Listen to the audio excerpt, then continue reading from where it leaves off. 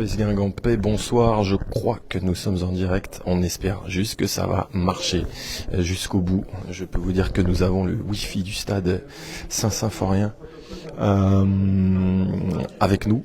La 5G a l'air de marcher, donc ça a été visiblement un petit problème résolu par rapport aux dernières fois. Malheureusement défaite de Guingamp 1-0 ce soir ici au stade Saint-Symphorien, but de Pape Amadou Diallo à la 71e minute de jeu. Les Guingampais qui ont fait une première période très très correcte, très solide, très sérieuse, avec quelques occasions, notamment la première pour Amin Emia.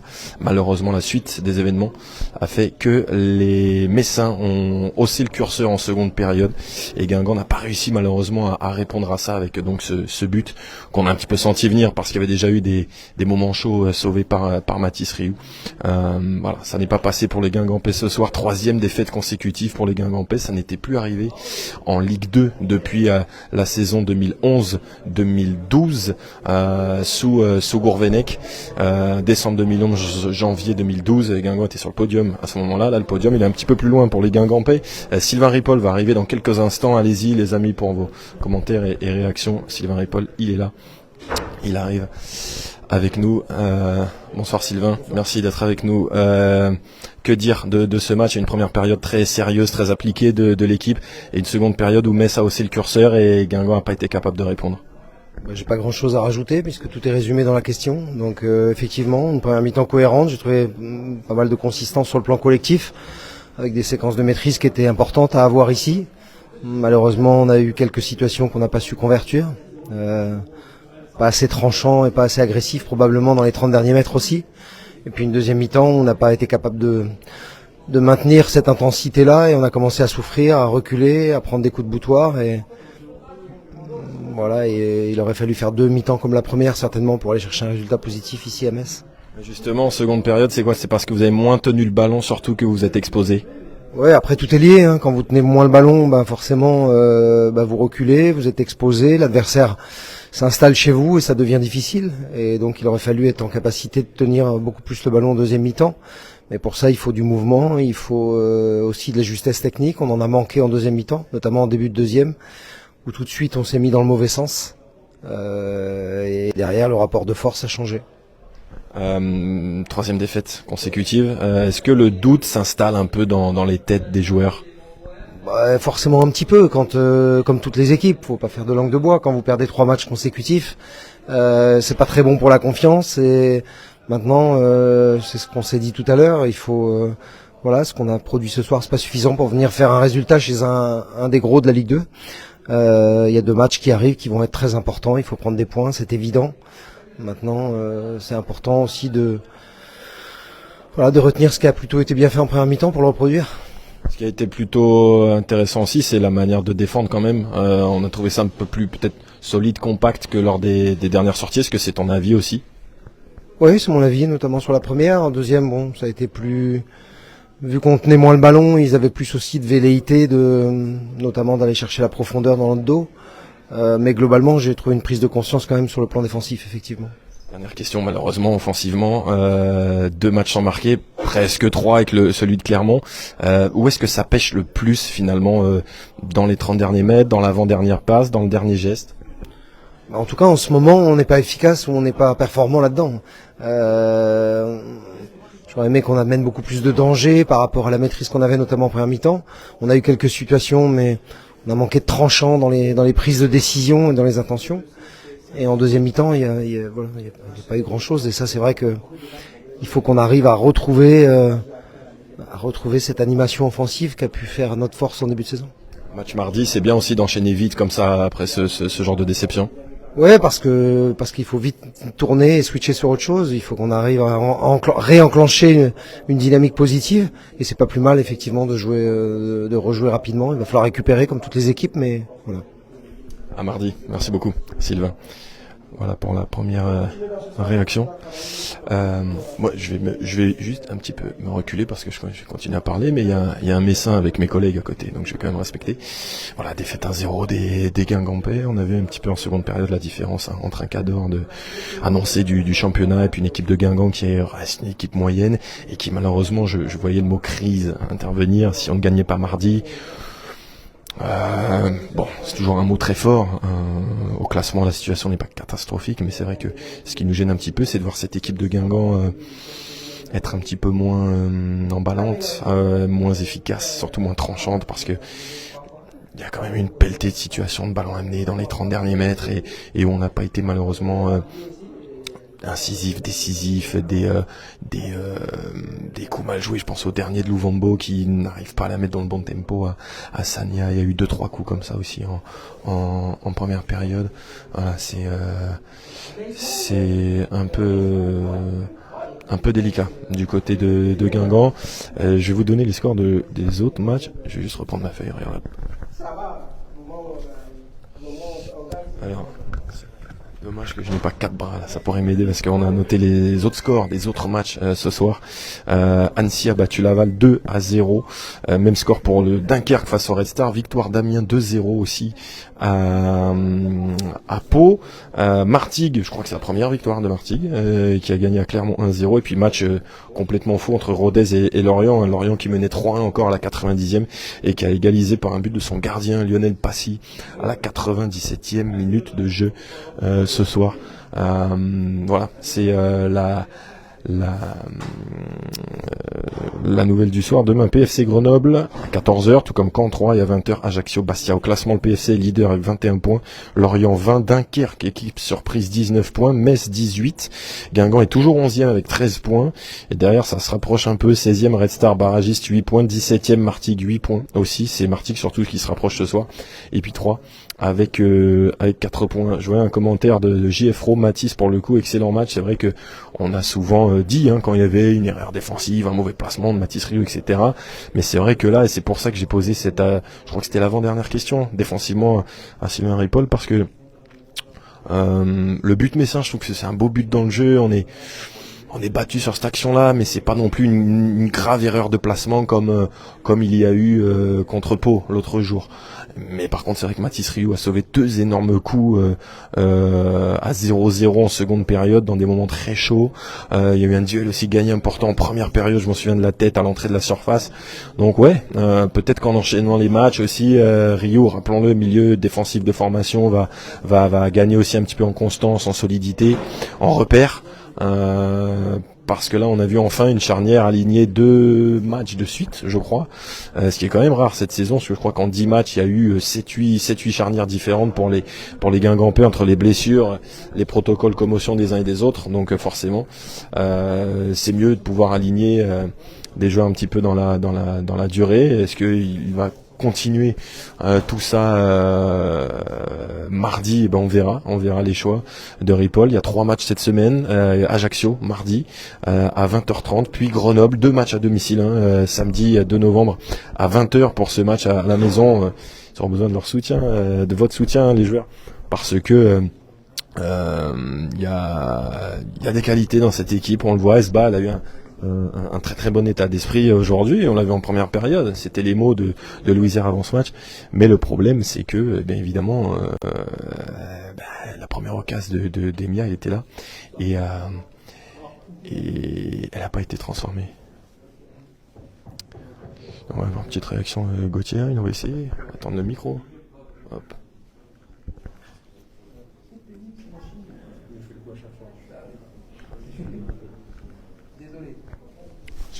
Voilà. Bon. Rassuré, Gauthier?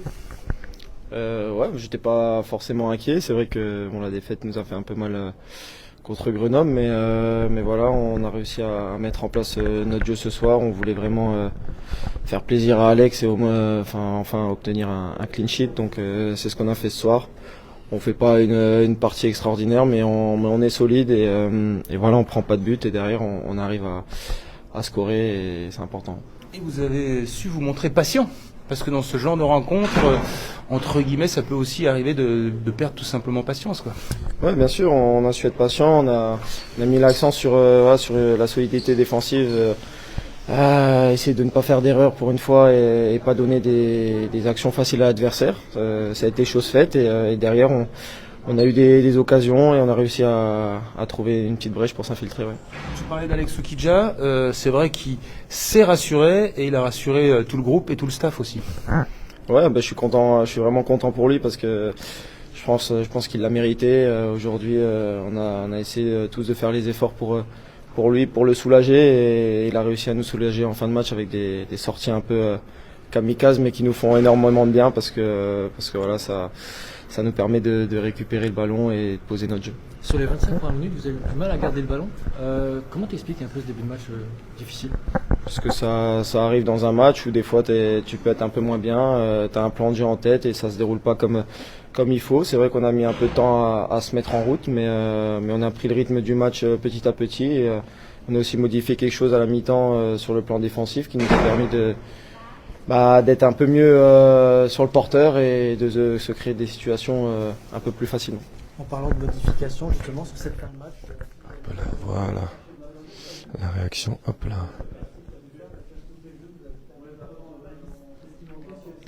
Et trop gros doigt, ça s'est emmêlé les pinceaux. Voilà, Gauthier Hein, vous avez vu sa réaction après le match de ce soir. Nous, on attend les Guingampais. Alors c'est une semaine à 3 matchs, donc peut-être qu'il y aura quelques soins, même si là on est en déplacement, donc peut-être qu'on va pas trop s'apesantir du côté des joueurs de Guingamp. N'hésitez pas, je voyais des commentaires. Alors évitez les commentaires de 3 lignes, s'il vous plaît, je vous le rappelle, parce que regardez, du coup j'ai oublié de faire ça pour lire, c'est absolument pas agréable pour vous. Kevin qui demande la rentrée de Pierret est bonne, j'ai pas vu le match, après il a pas joué beaucoup, je crois qu'il a dû jouer 10-15 minutes, on l'a un peu vu, orchestrer des actions, porter un petit peu de qualité technique sur des transmissions en fin de match où le ballon pouvait un peu brûler les pieds les uns et des autres. Propre, mais bon, sans plus. Voilà, il n'a pas beaucoup eu le temps d'amener ses qualités techniques, notamment d'impact, parce que il fallait faire au plus vite, au plus pressé. Et voilà. Mais on a senti quand même aussi un duo Sidibé-Louisière qui a été très intéressant en première période, notamment dans les bons temps de Guingamp dans ce match. Baisser un petit peu de pied, et ça a expliqué la suite des événements. Sylvain et Paul le disaient, et on le disait aussi, comme quoi on a eu la même lecture du match par rapport à la première question posée, c'est que voilà, il y a eu une première période très très solide, et ce que Gauthier disait, on a senti deux équipes et deux défenses qui avaient souffert ces derniers temps et qui ne voulaient faire aucune erreur.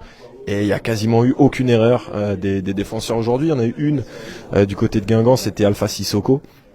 Sur une passe en retrait qui a donné un ballon de but à Sabali, sauvé par un tacle salvateur héroïque de Mathis Rioux, mais pour le reste voilà, l'équipe de Guingamp n'a pas commis d'erreur dans ses défensivement. Encore une fois, le but encaissé, c'est pas pour moi, alors certains vont peut-être avoir un autre avis sur la question, mais je trouve pas que ce soit une erreur nette de défense, ce que les Guingampais ont fait sur le but encaissé.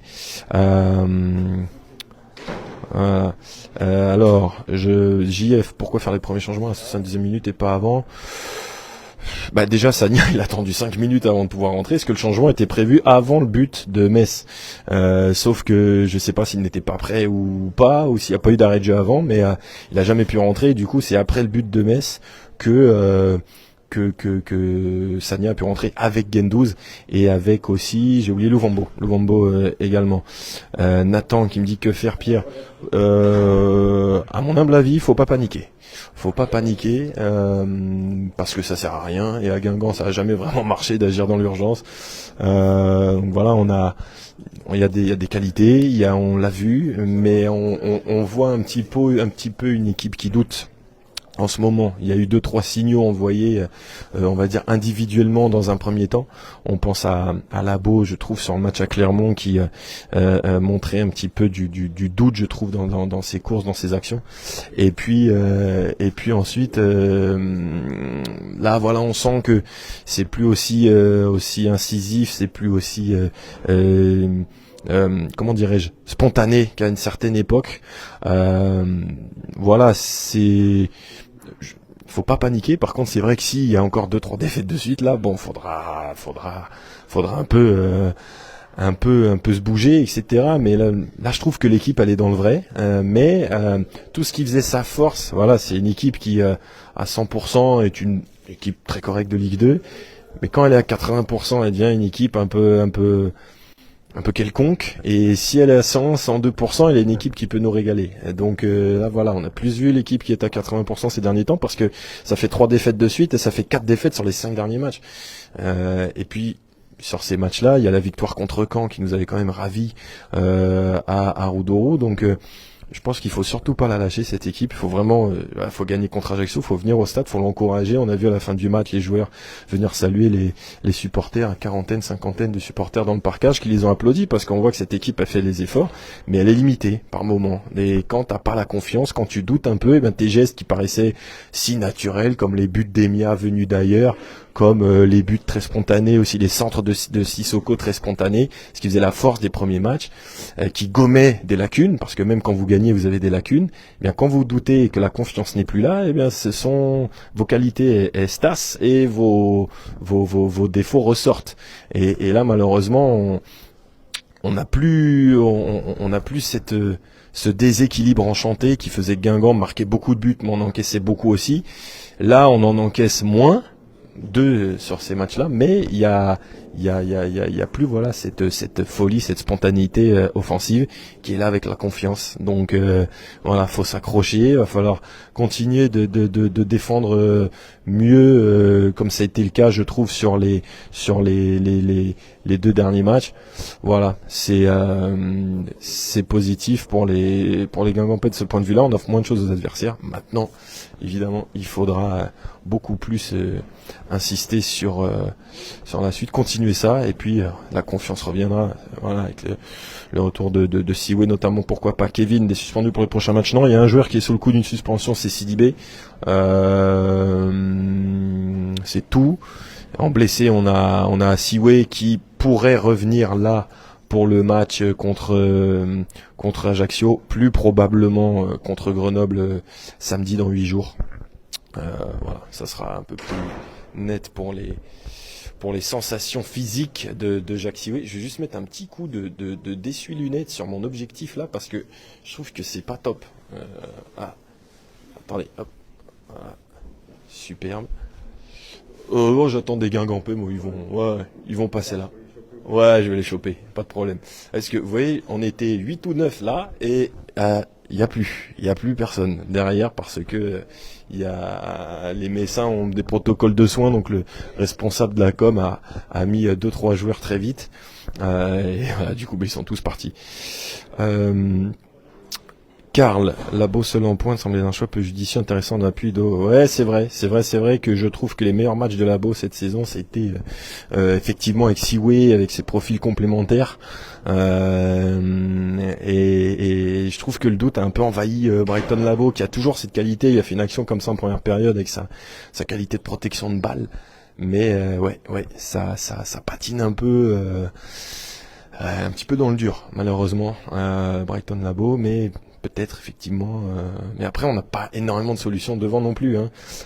Donc c'est bien là les limites, on va dire structurelles de cet effectif aussi, et c'est ce qu'on disait quand ça allait bien. Je me souviens d'avoir dit 2-3 fois dans des débriefs avec Gaëtan, c'est que la réussite de la saison de Guingamp dépend aussi de son infirmerie.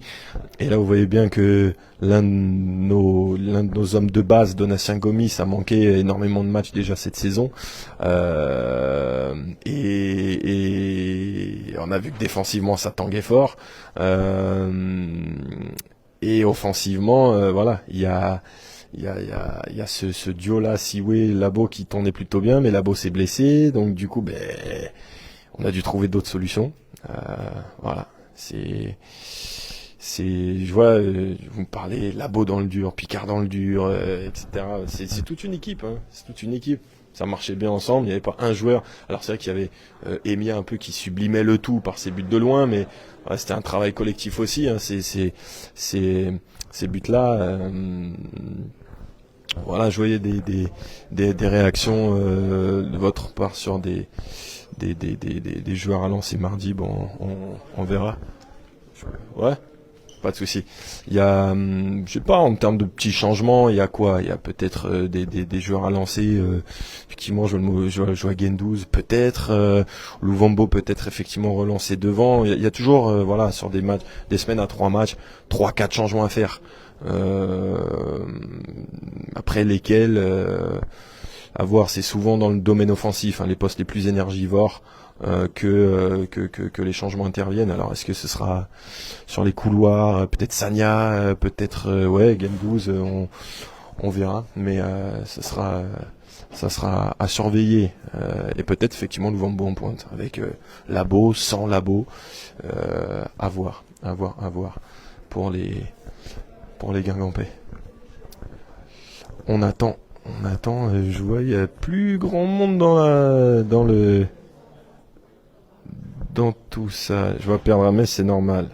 Ouais, bah encore une fois, tu perds chez un des relégués de Ligue 1 déjà, et puis la différence c'est un peu en seconde période, quoi. Quand c'est le moment d'appuyer, etc. Bah, eux ils ont appuyé, et nous on n'a pas été capable malheureusement. C'est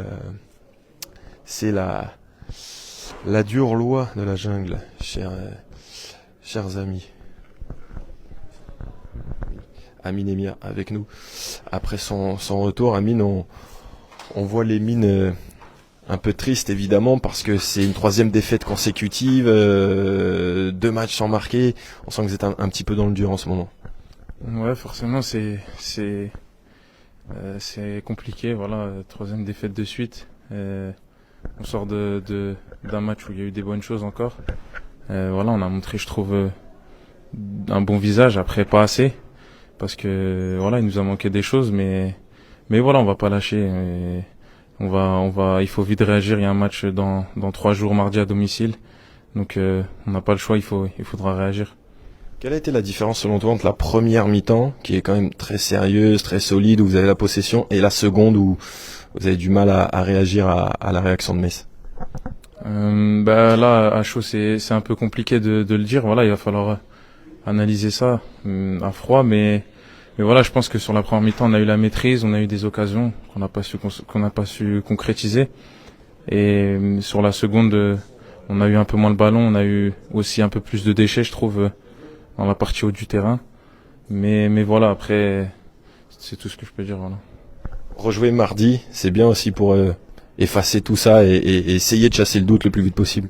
Ouais, forcément, hein, dans le foot, ce qui est bien, c'est que chaque week-end, on peut remettre le bleu de chauffe, voilà, et changer la donne. Donc là, force est de constater, c'est mardi le prochain match, donc voilà, il faut dès mardi remettre les choses comme elles doivent être.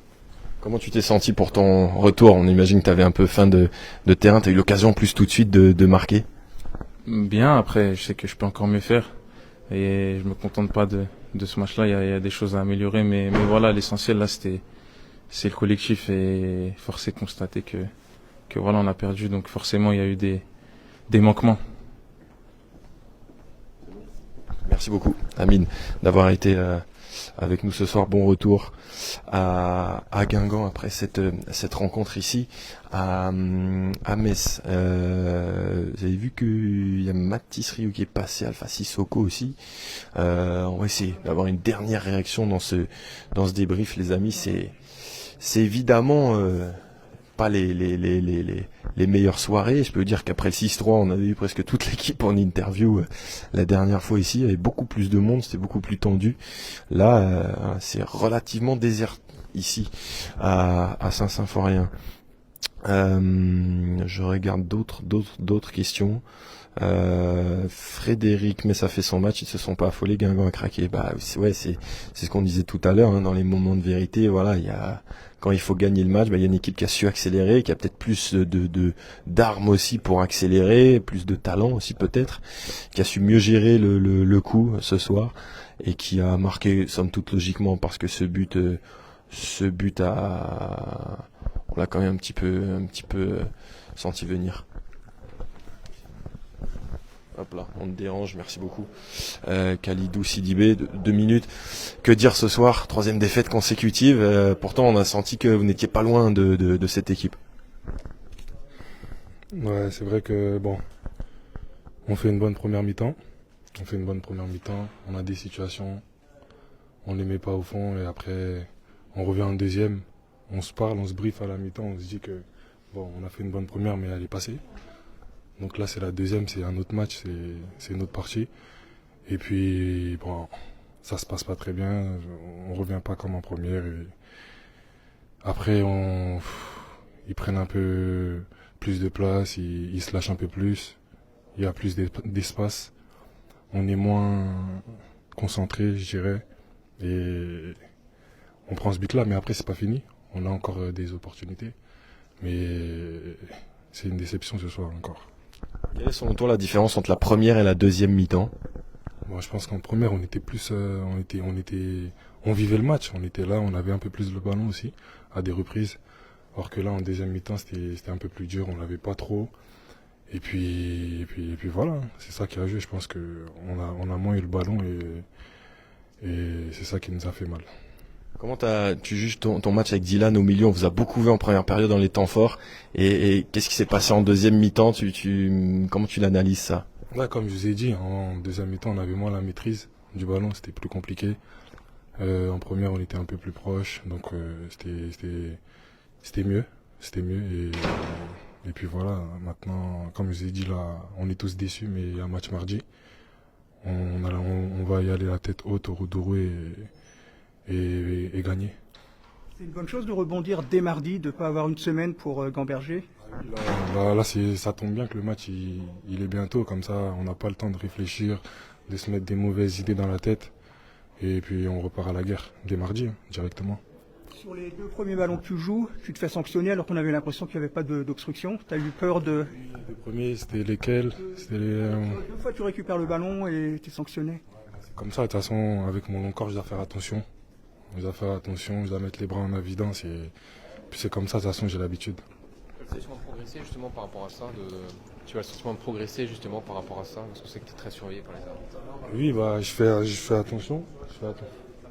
Oui, je fais attention à ça. Je sais que c'est un axe d'amélioration pour moi. Donc au quotidien, j'y travaille. Mais bon, on avance. J'avance dessus, donc c'est bien. Tu as l'impression d'être sanctionné un peu injustement parfois? Oui, après je pense que c'est comme tous, on est tous comme ça. Quand on fait une faute, on accroche un peu, on pense qu'il y a pas faute, il y a faute. C'est comme ça, j'ai envie de dire. Après, le plus important, c'est de pas prendre de carton. Et cette saison, ça se passe assez bien. J'espère que ça va continuer comme ça. Je pourrai aider l'équipe le plus possible. En fait, tu joues dans une équipe quand même qui a souvent la possession. Est-ce que ça change quelque chose pour toi? Je dirais pas spécialement, ça n'a rien à voir. Je pense pas. Moi, je suis comme d'habitude. Je sais que je dois être présent dans les duels, essayer de me projeter dans la surface, essayer d'apporter du danger. Et puis voilà, mais je fais pas attention à si on a plus le ballon ou pas. Ça fait partie de tes qualités aussi, donc c'est juste un équilibre à trouver en fait, j'imagine. C'est ça. Est-ce que quand un joueur comme Jacques Siwe n'est pas là ou Brighton ou autre, t'as des consignes aussi pour être peut-être un peu plus dans la surface? Non, pas spécialement. Aujourd'hui, Jacques, il était pas là, mais avec Brighton. Mais non, j'ai pas forcément de consignes ou quoi. Je sais que je peux apporter un peu de danger dans la surface. Donc, j'hésite pas à me projeter quand je vois l'opportunité. Mais après, j'ai pas spécialement eu de consignes par rapport à ça. Qu'est-ce qui a changé pour toi par rapport à la saison dernière dans ton rôle, dans tes missions? C'est différent ou pas du tout? Bon, je dirais que cette saison quand même, je suis plus dans le jeu de position. Mais je pense que vous avez pu le voir, je monte moins quand même. Faut aussi assurer la sécurité, c'est important. Ça nous a fait défaut les derniers matchs, mais là on travaille dessus, on en est conscient. Après oui, je dirais que la saison dernière j'étais beaucoup plus haut et là un peu moins quand même.